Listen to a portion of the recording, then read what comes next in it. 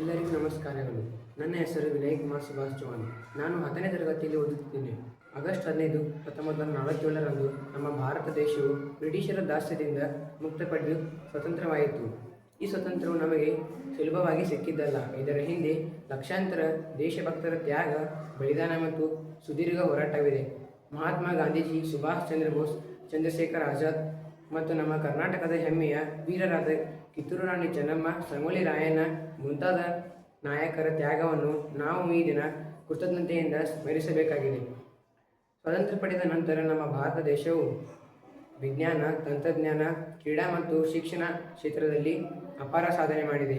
ಆದಾಗ್ಯೂ ನಮ್ಮ ಸಮಾಜದಲ್ಲಿ ಭ್ರಷ್ಟಾಚಾರ, ಬಡತನ ಮತ್ತು ಅಸಮಾನತೆಯಂತಹ ಸವಾಲುಗಳಿವೆ. ಇದಕ್ಕಾಗಿ ವಿಶೇಷವಾಗಿ ವಿದ್ಯಾರ್ಥಿಗಳಾದ ನಾವು ನಮ್ಮ ಜ್ಞಾನವನ್ನು ಹೆಚ್ಚಿಸಿಕೊಂಡು ನಮ್ಮ ದೇಶದ ಅಭಿವೃದ್ಧಿಗೆ ಶ್ರಮಿಸಬೇಕು.